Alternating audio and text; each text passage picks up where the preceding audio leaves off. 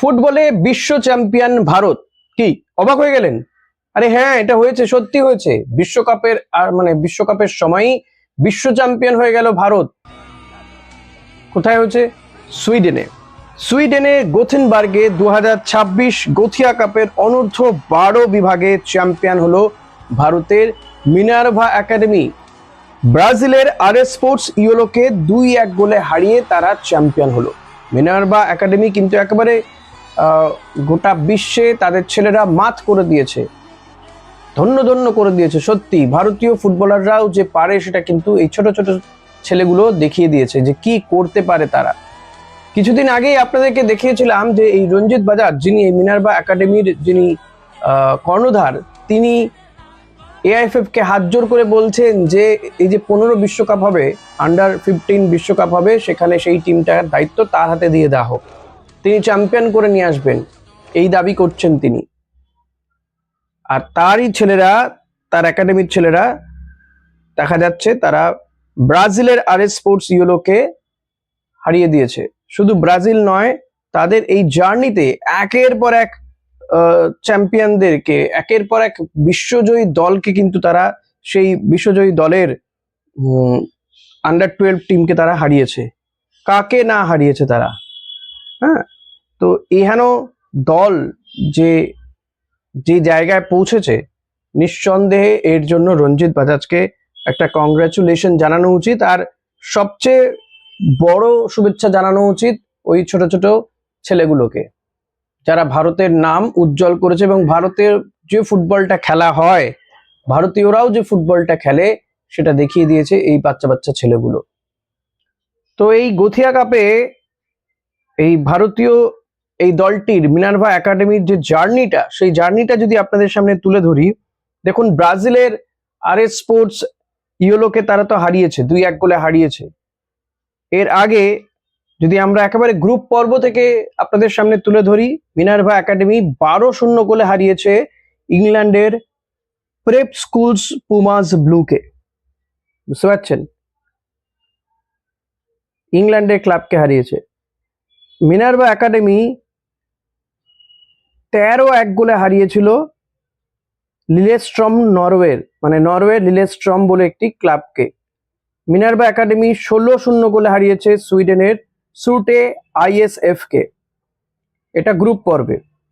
Round of 64-এ Minerva academy 6-2 গোলে হারিয়েছে legacy, কেনিয়ার লিগেসি বলে একটি দলকে।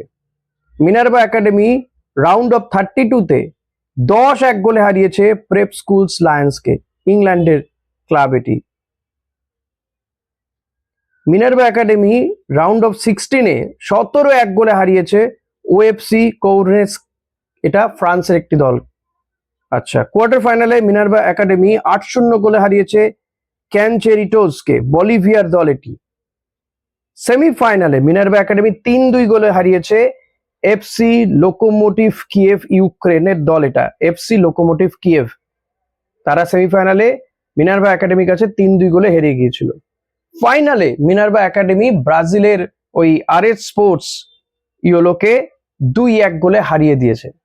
বুঝতে পারছেন কি প্রবল বিক্রমের সঙ্গে মিনার্ভা একাডেমি এই ছোট ছোট বাচ্চারা, 12 বছরের বাচ্চা বাচ্চা ছেলেগুলো, তারা কি বীর বিক্রমে খেলে এসছে সেখানে।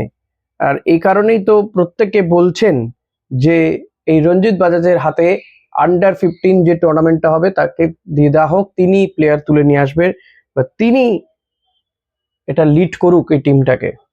তার একাডেমির যে হতে হবে প্লেয়ার এমন নয়, অন্য অন্য প্লেয়ার যেখানে যেখানে তিনি ট্যালেন্ট পাবেন তিনি তুলে নিয়ে আসবেন। সময় বেশি নেই, দেখা যাক সেক্ষেত্রে ভারত সরকার বা এআইএফএফ, এক্ষেত্রে ভারত সরকার তো না, এআইএফএফ কি সিদ্ধান্ত নেয়। কিন্তু সত্যি এর জন্য রঞ্জিত বাজাজ এবং তার টিমকে সত্যি হ্যাটস অফ জানাতে হবে। এর আগে তারা হেলসিঙ্কি কাপের সেখানেও তারা ট্রফি এনে দিয়েছে। নিঃসন্দেহে এটা বড় অ্যাচিভমেন্ট ভারতীয় এই জুনিয়র দলটার কাছে। Hats off, hats off, hats off Ranjit Bajaj, hats off ওই ছোট ছোট ছেলেদেরকে। এবার যদি ইস্ট বেঙ্গলের খবরের দিকে আসি, ইস্ট বেঙ্গল তারা 1-0 গোলে রেলওয়ে এফসি কে বেলাইন করে দিয়েছে। জয়সূচক গোলটি করেছেন ওই জেসিন টিকে, একমাত্র গোল, সেটাও কিন্তু পেনাল্টিতে গোল হয়েছে। আমি বলবো বেলাইন বললাম বটে, তবে রেলওয়ে এফসি কিন্তু যথেষ্ট ভালো খেলেছে।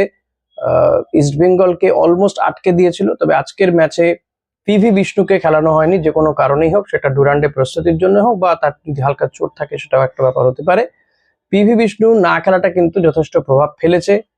সেভাবে বল সাপ্লাই পাচ্ছিলেন না জেসিনটিকে, অনেকটা নিচে নেমেও খেলতে দেখা গিয়েছে সেকেন্ড হাফে, যদিও বা কিছু অদল বদল করাতে জেসিনটিকে ভালো বল পাচ্ছিলেন এবং গোল করার মতন অনেক পজিশনও হয়েছিল। বিলাল আহমেদ তো একটা ভালো সুযোগ পেয়ে গিয়েছিল ম্যাচের শেষের দিকটা, কিন্তু গোল করতে পারলো না। উল্টো দিকে রেলওয়ে এফসিও ম্যাচের শেষের দিকে একটা গোল করার মতন সুযোগ পেয়েছিল, ম্যাচে সমতা ফিরতে পারতো, বাট সেটাও ওরা মিস করে। তো এনিহাও ইস্ট বেঙ্গল কলকাতা লিগে জয়ের ধারা অব্যাহত রাখলো, হ্যাটট্রিক করলো, এখন সুপার সিক্সে তাদের যাওয়াটা মোটামুটি নিশ্চিত হয়ে গেল বলা যেতে পারে। তো দেখা যাক এইবারও Kolkata league east Bengal champion হয় কিনা, তাহলে কিন্তু চ্যাম্পিয়নের হ্যাটট্রিক হয়ে যাবে। আপনাদের কি মনে হয় কমেন্ট করে জানাবেন অতি অবশ্যই। এদিকে আর একটা আপডেট দিই যে মানালো মার্কোয়েজ, যিনি এফসি গোয়ার দীর্ঘদিনের কোচ ছিলেন, তিনি অনেকদিন আগেই তিনি এফসি গোয়া থেকে সরে দাঁড়িয়েছিলেন, তিনিও নতুন দল খুঁজছিলেন। তাকেও অনেকগুলো দল খুঁজছিল, ইস্ট বেঙ্গলের মোহনবাগানের সঙ্গেও তার নাম জড়িয়েছিল, যদিও কোনো দলেই তিনি কোচিং করালেন না বা কেউই তাকে নেয়নি শেষমেশ কোন এনিহাও।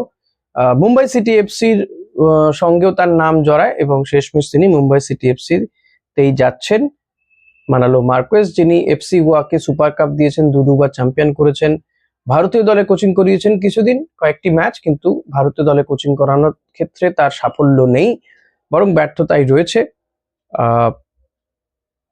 ইহানো একজন অভিজ্ঞ, ভারতীয় ফুটবল সম্পর্কে তার যথেষ্ট জ্ঞান রয়েছে, বেশ কয়েক বছর ধরে তিনি ভারতে রয়েছেন। হয়তো ইহানো অভিজ্ঞ কোচকে পেয়ে মুম্বাই সিটি এফসি নিঃসন্দেহে লাভবান হবে বলেই তো আমার মনে হয়। লেটস সি কি হয়, কতটা উন্নতি করবে তারা সেটা সময় বলে দেবে। যাই হোক, আজকের ভিডিও এখানেই শেষ করছি। ভিডিওটা ভালো লাগলে লাইক কমেন্ট শেয়ার করবেন, চ্যানেলে নতুন হলে সাবস্ক্রাইব করতে ভুলবেন না। Thank you.